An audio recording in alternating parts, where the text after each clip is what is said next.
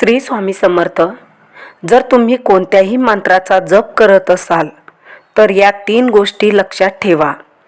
पहिली गोष्ट म्हणजे तुम्ही जे नाम जपत आहात, म्हणजे ज्या मंत्राचा जप करत आहात, म्हणजे तुम्हाला जे नाव प्रिय आहे, जसे की श्री स्वामी समर्थ या षडाक्षरी किंवा कोणत्याही मंत्राचा जप तुम्ही करत असाल तर सर्वस्वी त्या जपाला तुम्ही समर्पित व्हा.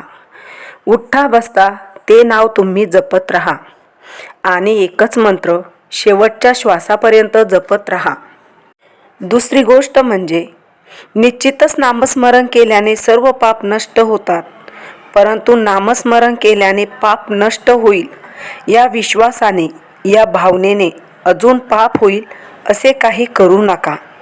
कारण चुकून पाप होणे आणि जाणून सुद्धा पाप करणे यात खूप फरक आहे.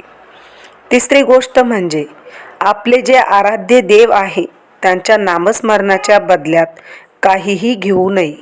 श्री स्वामी समर्थ.